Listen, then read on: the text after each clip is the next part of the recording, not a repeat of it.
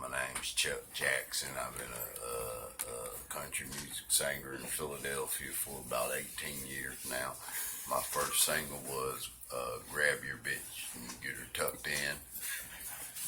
It went about 200,000 something up there, up in the hills. They call me Dutchy, man. You know, a.k.a. Hat Cab Tone, a.k.a. Sergio, a.k.a. Kensington Bobby, a.k.a., you know what I'm saying, Sergio Pimp Fouls, you know what I'm saying? You know, it's a legendary dude, man. From the Major Figgaz clique / Dutch and Spades, you know? You know? I mean, for those of you who don't know what's going on. Dutch, what's the situation, man? What's going on with you, man? Oh, man, I'm grinding, man. The 2 projects are about to come out. I mean, I'm grinding, bro, you know? What's the name of them projects? You was just telling us. The name of the projects are Mom 1 and Mom 2. Mom 1 is Mind Over Matter. Mom 2 is Man of Morals. So I'm just ready to drop them joints, man. You know what I'm saying? You know, I lost my mother, so I'm dedicating these albums to her. You know what I'm saying? Right, man. I mean, you know, I want to thank my folks. You know, my man Dapper Doe that came through with me, you know what I'm saying, for just being a very, very, very strong supporting here, you know what I'm saying. It's hard to find people like that these days, you know what I'm saying, that this nigga be telling me in the studio, nah, dog, that ain't what we doing this, and I listen to him and I get some of the greatest records I've ever done in a long time, you know what I'm saying. So, you know, with big respect to my family and my guys, you know what I'm saying. And everybody that, you know, that just show a nigga love. That's what's up, man. Listen, there will be no cussing up here, Dutchy, man. Oh, I don't do no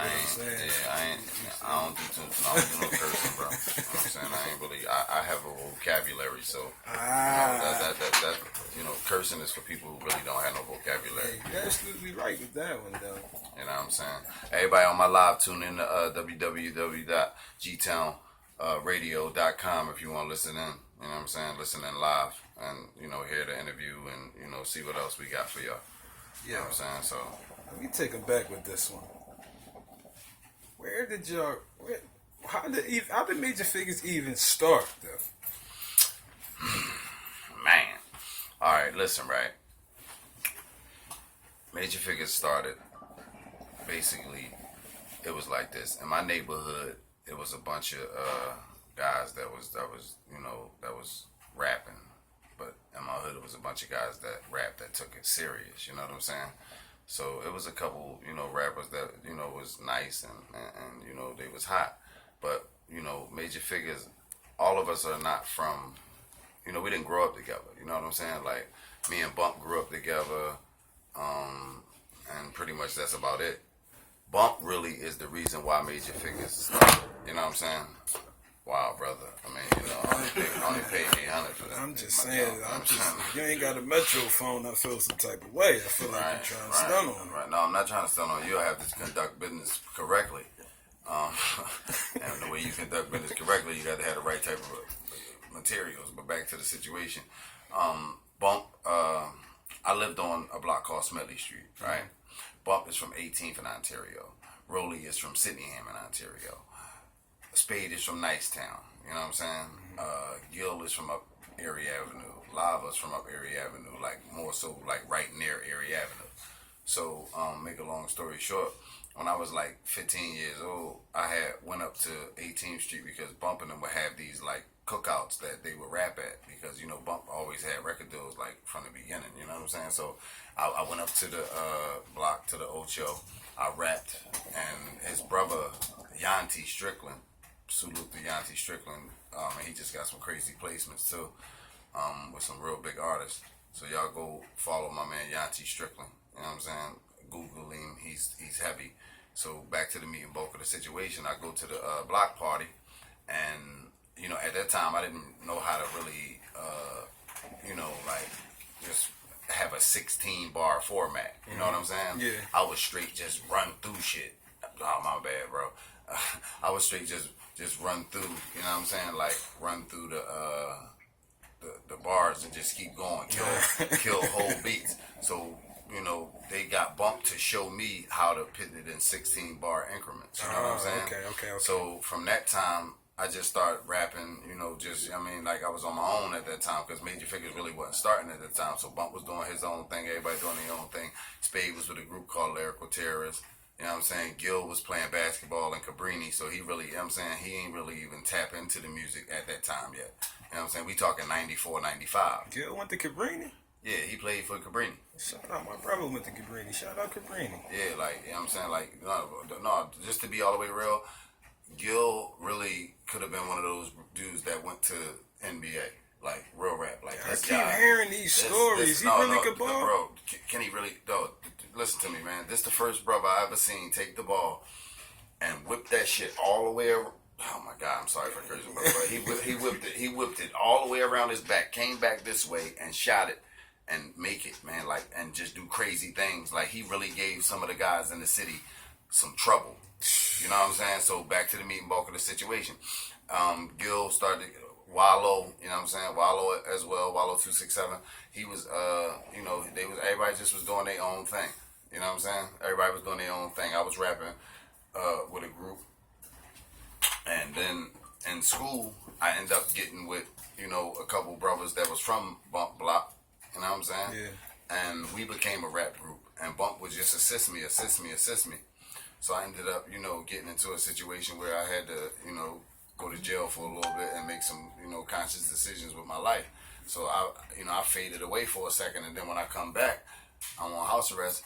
Bump just putting the glue together. You know what I'm saying? Like, Bump just started bringing niggas together. You know what I'm saying? Like, just bringing niggas together.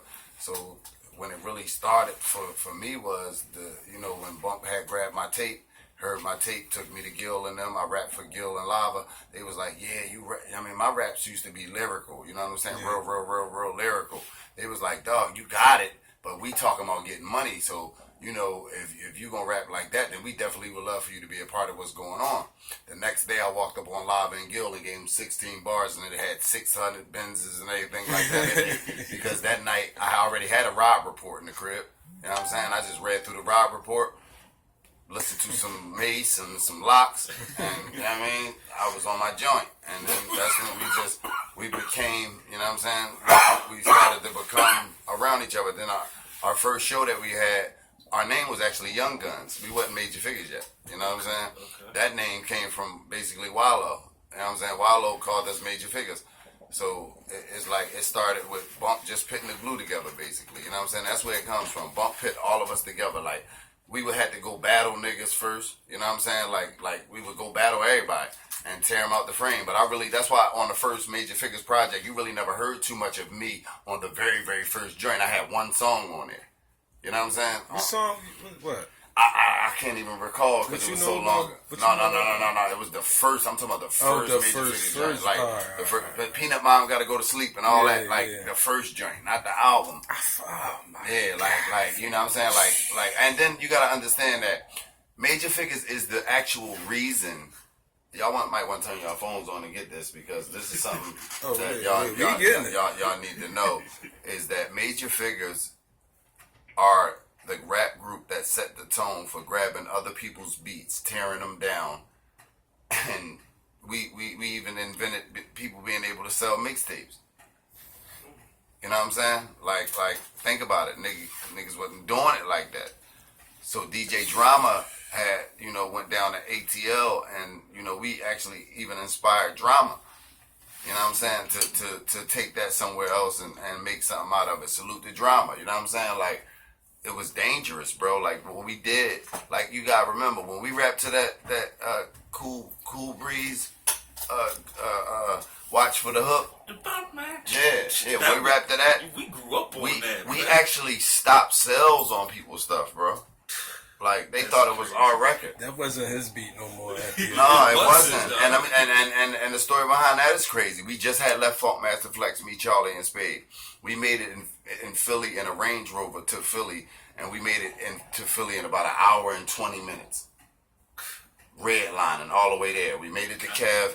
None of that was written. We just went in there and just rapped. That's crazy. You know what I'm saying? So at that time, I was just rapping about what I had. It's pictures of me at 17 years old with my first Rolex. You know what I'm saying? Gil got had Rolexes. We all had, man. Listen, man, we done ran through some good cars. We done ran through some good watches. And we done ran through a lot of people, kids, moms, and wives.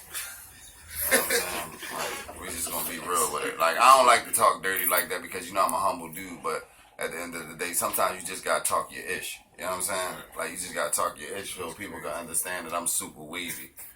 Shout out to my mom, man. Nah, man. I wonder where she get the Major Figgaz t-shirt from with the raps. Nah, man. That's crazy, man. I knew she got it from Dutch, man. I got a question for you, Dutch, man. What's up, baby?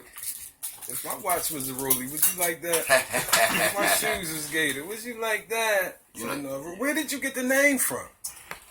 Me and Bump sitting in the crib watching Hoodlum when I was on house arrest for 24 Hoodlum, hours. though.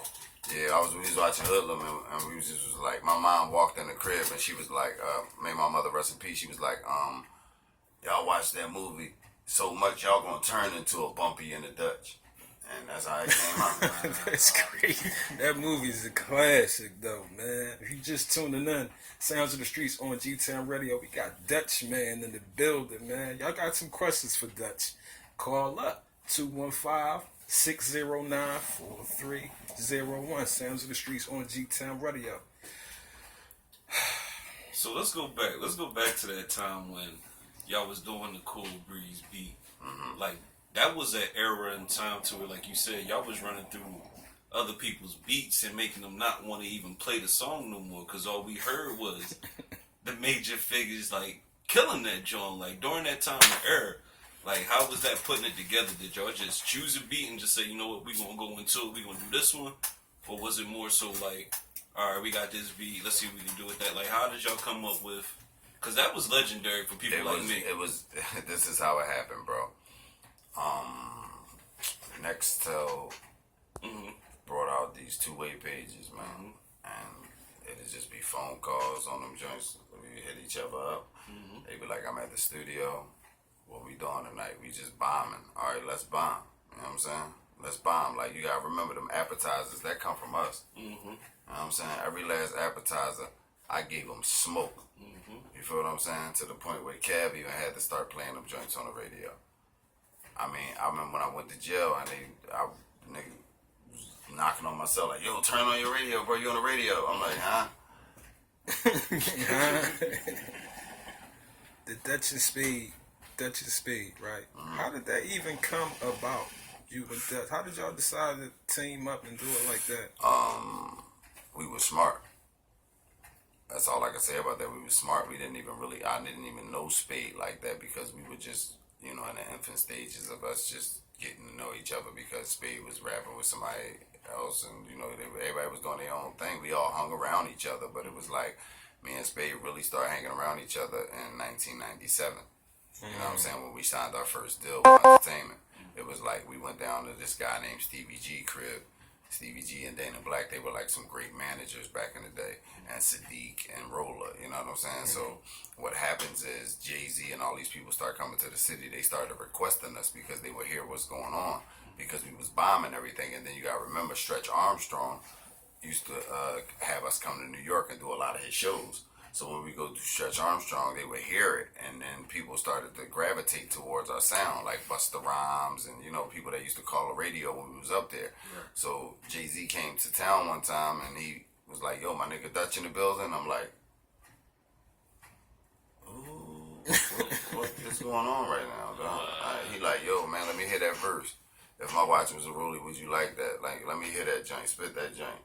I just went in, you know what I'm saying? I went in dangerously, and, you know, that's how me and Jay relationship has started, you know what I'm saying? Like, and me and Kiss, we've been cool since, like, man, I want to say, like, 97, 98, because he used to have me, Bump, Chops, and Ruck, rest in peace. We used to go to Yonkers and battle everybody in Yonkers, you know what I'm saying? I met a lot of good homies up there, you know what I'm saying? Like, I used to stay up there, like, in the projects, you know what I'm saying? And just be up there and just grind for this music. That's what I'm saying. That's what it was. It was mainly grind. Like, so, man, me and Spade, one day we went down to Stevie G crib. Stevie G had all of us rapping. It was like, we ready to take y'all to labels, you know what I'm saying? Okay. So, initially, we was really going to take the deal with, you know, the Jay-Z Rockefeller deal. We was going to take that deal because Jay had this idea of us being the dynasty. Okay. You know what I'm saying? Like, he really wanted that to be something that was relevant. And we did the song, the P, the H, the I. That was going to be one of the singles. Jay was actually going to jump on that one because he was going to say the M, the A, the R, the C, the Y. I mean, he was going to do, Whitfield. He was going to kill it. You know what I'm saying? So it would have been major, but due to, you know, just people being young and, you know what I mean, not paying attention to what's going on, you know what I'm saying? It's like we made a lot of bad choices. I don't want to say mistakes because nothing is a mistake. It's all a learning experience. You know what I'm saying? What was it? Was it the money or just y'all just being young and not really? It was more so we looked at it like this. Why would we take this amount of money when we know that we made this on the streets? You feel what I'm saying? Right. But I never thought that way. I'm not going to say who thought that way. I'm just going to say the people that we had taking care of the talking of the business was in a one frame of mind. You know what I'm saying? They was in one mind frame. They just stayed in one frame of mind. Like, they never thought out of the box. Out of the box is Jay-Z offered us 50% of a clothing company. We would have had Major Figgaz clothing like they did with Rock Nation and like they did with State Property. We would have owned clothing. We would have had, you know, we would have been on tours. We'd have had albums that sold millions of units. You know what I'm saying? And I probably wouldn't even be sitting here with you right now. We'd be having this interview on an island somewhere. You know what I'm saying? Like, you know, like, but you live and you learn, man. You know what I'm saying? All right, now, Ja Rule situation. Right, because we was talking about Dutch and Speed, just clicked into my head. Ja Rule was with Kiss on Drink Champs, Nori's show Drink Champs, and he made sure that at the end of the, I think it was toward the end of the show, he said he was ciphering with 10 to 15 people, but for some reason the only people he could remember was Dutch and Speed. False. Go ahead, correct me. What happened? False. I mean, no, I'm talking about you absolutely right with what you're saying. I want to know how he was ciphering with all these people, but he can only remember you two. Was it a battle? Was it a cipher? Did that even happen? Listen. It happened, but he couldn't. Like, you got to remember, at that time he was spitting them. Holla, oh yeah, I'm spitting love being a gangster, and you know, y'all can't F with the figures, and you know what I'm saying? Like, so Dead Man Walking, you know what I'm saying? Like, I'm spitting, you know, one big head, shorty got I'm spitting, I'm type of Rule, you wasn't doing it like that, and that's a shame that you said that because, yeah, we ciphered. It was never a battle. You must have took it as a battle because nobody really was screaming for you. But and then you go upstairs, and you say you go upstairs and you go get Eve. Eve would have never came downstairs and went against me, Spade, or anybody else because we grew up together. You understand what I'm saying? Like, we come from a lineage where we would never disrespect each other. You know what I'm saying? At all. Like, we don't do that. We don't deal in that type of business. You know what I'm saying? We don't deal in that type of business. But at the end of the day, bro, like, I'm going to keep it all the way 1,000 with you. It's crazy that he would say that like that. And I just felt some type of way. That's why I was so upset with him. Because it's like, you know, why lie? And if you're going to lie, at least just say we had a cipher. And I mean, you know, you felt outnumbered. But I wasn't ever bad. I never battled Ja. Why not say we was the only niggas that smoked you? That's what he did. He did admit that though, that he got burnt down because he did admit that, and I got DMs from Kiss in my joint that, you know, we just don't show because we don't get into that. But Kiss was actually like, nah, we was drunk, and he did admit that it was this and it was that, and I said that's no excuse, and my nigga Kiss said you right. You know what I'm saying? He was like, you right, bro, because it is no excuse for somebody to make up something like that. And I respect Ja for even considering me, but that's just how go to show how much of an impression we was making on them dudes at that time. That's you know what I'm saying? We was bending the industry arm everywhere we went. You know what I'm saying? Salute the Drag On. I made him go home, bro. Drag You mean drag go home? Dog, I mean, I know you dog, be spilling. he jumped in a cab. Wallahi billah, he jumped in a cab and got out of there. Because at a certain time in my career, bro, you know what I was talking. Yeah. And y'all know what we was living. Come on, we pulling up in Range Rovers 430s and stuff like that. You know what I'm saying? I mean, like, it was a different world. Like, and we was making that money out the trunk. Like, you gotta think about it, bro. The first time we put out Major Figgaz album, we pressed up 15,000 units by hand. Every figure, every CD that y'all got that had that laminate plastic on it came from the hand of a figure. We sold them joints at $15 a piece. That's 15,000 units times $15. You do the math. And then turned around and sold the joint for $500,000 to Warner Brothers. Then me and Spade went to Interscope and cracked them over the head for $500. And he went to jail. That was the that was what Entertainment. That's Big, homie.